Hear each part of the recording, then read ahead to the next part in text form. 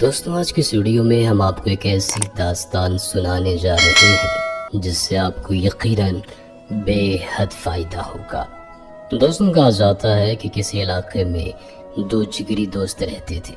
دوست بھی ایسے کہ ایک دوسرے سے کوئی راز نہیں چھپاتے تھے۔ ایک دن ایک دوست نے دیکھا کہ دوسرے دوست نے آگ میں ہاتھ ڈال دیا ہے، مگر اسے کچھ بھی نہیں ہوا۔ آگ نے اس کے ہاتھ کو جلایا تک نہیں۔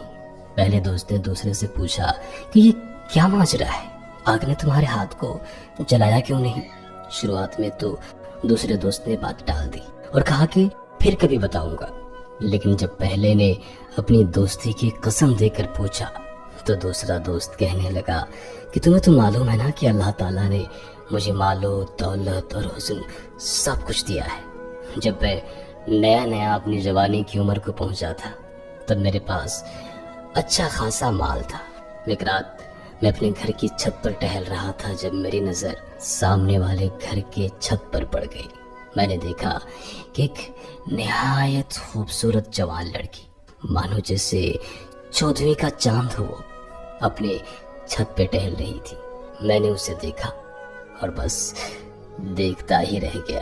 چاند کی روشنی میں اس کا لباس چاندی کی طرح چمک رہا تھا۔ دیکھتے ہی میں اسے اپنا دل دے بیٹھا۔ میں نے اسے کہا کہ میں تیرے قدموں میں دولت، پیسے، سب چیزوں کا انبار لگا دوں گا، بس تو میرے ساتھ ایک رات گزارنے کے لیے تیار ہو جا۔ لیکن اس نے انکار کر دیا۔ میں نے بہت کوشش کی کہ کسی طرح اسے منا لوں، مگر وہ نہ مانی۔ یہ سب اس کی نیک تربیت کا اثر تھا۔ کچھ دنوں بعد اس لڑکی کی شادی ایک غریب گھرانے کے مزدور مرد سے ہو گئی۔ اللہ تعالیٰ نے اسے اولاد کی نعمت سے نوازا اور اس کے کل 3 بچے ہو گئے۔ سب کچھ یوں ہی چلتا رہا۔ پھر اچانک چند سالوں بعد ہی پورے شہر میں اکال پڑ گیا۔ غریبوں کے پاس کھانے کے لیے نہ تو اناج باقی تھا اور نہ ہی کچھ اور۔ ایسے حالات میں میں نے غریبوں میں اناج بانٹنا شروع کر دیا۔ میں نے اس کام کے لیے چند نوکروں کو بھی اپنے ساتھ لے لیا۔ اناج لینے کے لیے لوگوں کی لمبی لائن لگی ہوئی تھی۔ اچانک میری نظر لائن میں موجود ایک لڑکی پر پڑی۔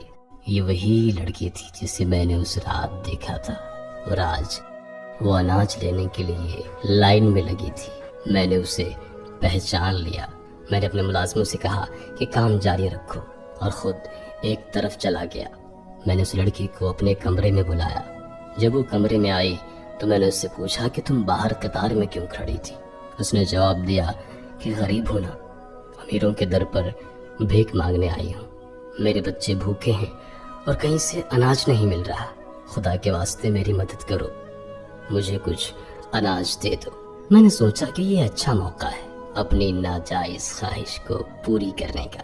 میں نے اس سے کہا کہ تم میرے ساتھ زنا کے لیے راضی ہو جاؤ، میں تمہارے قدموں میں اناج کے ڈھیر لگا دوں گا۔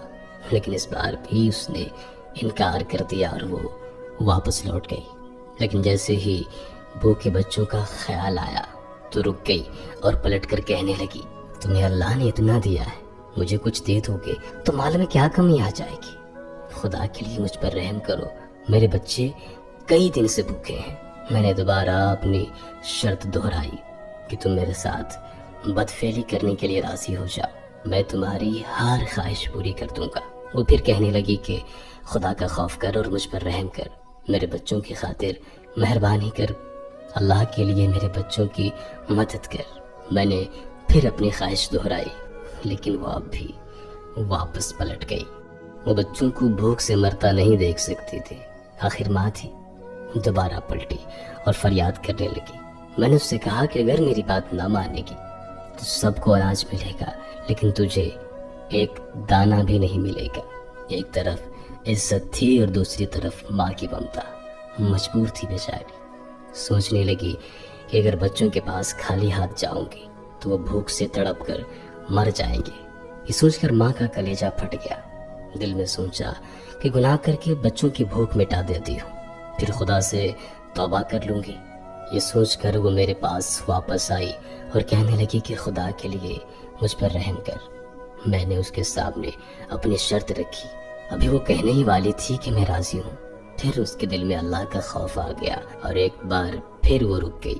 وہ کہنے لگی کہ ضروری تو نہیں کہ انسان بھوک سے ہی مرے، کھانا کھا کر بھی تو انسان کی موت واقع ہو سکتی ہے، اور اللہ تعالیٰ کا وعدہ ہے کہ جس نے اللہ کے خوف سے گناہ کو چھوڑ دیا تو اسے اللہ تعالیٰ ایسے ذریعے سے رزق عطا فرمائے گا کہ اس کا وہم و گمان بھی نہ ہوگا۔ اس نے مزید کہا کہ میں بچوں کو تڑپ تڑپ کر مرتا تو دیکھ سکتی ہوں، لیکن اپنی عزت اور آبرو گوا نہیں سکتی۔ یہ کہہ کر وہ واپس لوٹ گئی، گھر گئی اور مصلی پر سر رکھ کر زارو قطار رونے لگی کہ اے پروردگار، میں تیرے خوف سے گناہ سے بچ کر واپس آئی ہوں، اب تو ہی میرے بچوں کے لیے رزق عطا فرما۔ اتنا کہنا ہی تھا کہ دروازے پر دستک ہوئی۔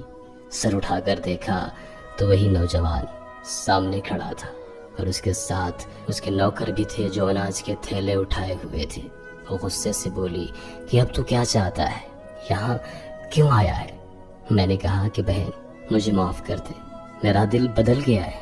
اگر تو غریب ہو کر اپنے رب سے اتنا ڈرتی ہے اور اپنی عزت کی اتنی حفاظت کرتی ہے تو مجھے امیر ہو کر کتنا ڈرنا چاہیے، مجھے معاف کر دے۔ یہ کہہ کر میں نے اسے اناج دے دیا۔ اناج لے کر اس نے آسمان کی طرف دیکھا اور دعا کی کہ اے کائنات کے مالک، اگر یہ شخص اپنے قول میں سچا ہے تو میری دعا ہے کہ اس پر دنیا اور آخرت کی آگ کو حرام کر دے۔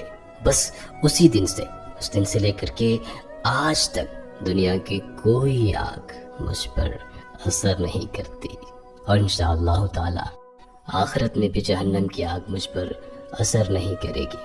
اور انسان کے مشکل وقت میں اس کی مجبوری سے فائدہ اٹھانے کے بجائے اس کی مدد کرے تو اللہ تعالیٰ اسے ایسی نعمتوں سے نوازتا ہے جس کا اسے وہم و گمان بھی نہیں ہوتا۔